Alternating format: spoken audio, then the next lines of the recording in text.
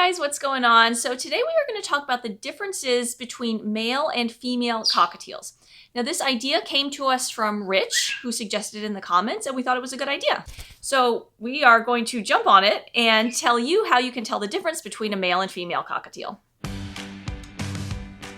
Now, first off, the age of your bird is going to be a determining factor in this because prepubescent birds, birds under about a year old, are very difficult to tell the gender of. At this stage, the only way to actually determine the gender of your bird is to get a DNA test. To do this, the vet will actually cut the bird's toenail, draw some blood, and perform a DNA test on that blood. Now, if you don't want to go through all that, you simply need to wait until your bird has their first molt. For most birds, this is between about 6 and 9 months. After the bird's first molt, the gender characteristics will start becoming more apparent. There's other factors that come into play when you have a prepubescent bird. As they're growing, there could be an imbalance of hormones that can cause a male to act like a female or vice versa. And it's not until they get older and these hormones sort of sort themselves out that they start taking on the characteristics of their own gender. Also, how a young bird is being raised can have a lot of effect on their personality. Once your bird has gotten a little older, you can use their appearance to help tell what gender they are. Male cockatiels will generally have more dramatic coloring. If they have orange spots on their cheeks, they will be bright orange. If they have a yellow face, it will be bright yellow. And often if they have gray in their feathers, it will be a darker, more solid gray.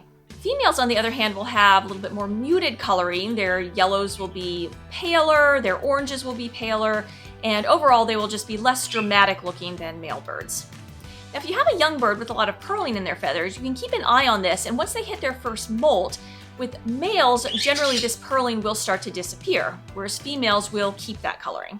However, this is not a 100% guarantee. Our cockatiel Pearl has exhibited a lot of male personality traits, which I'll get to in a minute, but she has definitely retained his pearling well past the first molt. Now, another telltale sign when it comes to appearance is if you look on the underside of your bird's tail. Male birds will generally have little to no pearling or coloring or spots or anything like that on the underside of the tail feathers, whereas the females often will. We've noticed with Pearl that even though she has retained his pearling on the top part of his body, the underside of the tail feathers are becoming more solidly colored.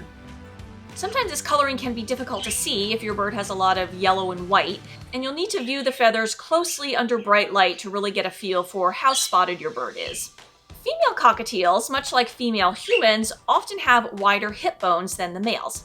And you can have your bird examined by a vet to get a feel for how wide the hip bones are. Hey, you need this? Now, it is not recommended that you try doing this examination yourself. If you are inexperienced, you can injure your bird, so it's best to leave it to the professionals. And chances are, if you don't know exactly what you're looking for, you're not going to be able to properly discern your bird's gender anyway. Now, the second way to help determine your bird's gender is by their personality. Now, like the appearance, these are traits that are going to become more apparent once the bird is no longer a juvenile, generally after the first molt or when they're about a year old. Now, female cockatiels generally tend to be more shy and reserved. They will much more likely flee a situation if there's a lot of noise or chaos or anything going on. They will be more likely to retreat, whereas males will more likely move forward and want to engage. We particularly noticed this with Pearl when Britton and I would be wrestling on the sofa, and Pearl and Pillow both would want to come over and join us. They want to come right up on the sofa as we're rolling around. We have to be careful not to hit them or kick them or anything like that. Oh. Oh.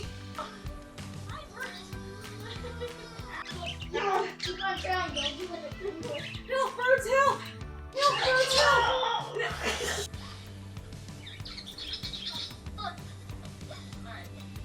Oh, birds! Careful, careful. Help, birds, help! I'm being attacked. Help, birds, help! And we know that Pillow is for sure a male budgie because of his coloring. And because of this personality trait, we believe that Pearl could very well be a male also. Females also tend to be much quieter. They don't have much in the way of a contact call. Now, the females do have a contact call. They will try to communicate with other birds. It's just not as loud and vociferous as the males call. Now, on the flip side, males are much more vocal. They call, they whistle, they talk. They are generally much noisier than the females. They are also more expressive in if they are displeased with something. They will open their beaks, they will hiss, they will and they will generally just make their annoyance more pronounced.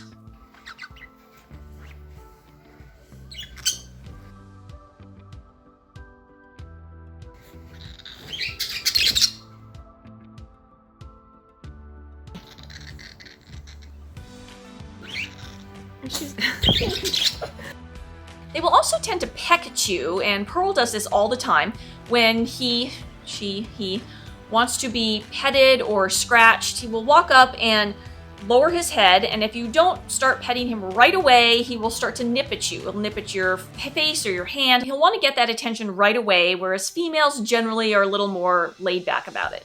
Now, when it comes to courting behavior, males are much more obvious about it than females. Females have little to no courting behavior, whereas males tend to strut and bob their heads and kind of hold their wings out from the side and put their head down and walk around in a certain way.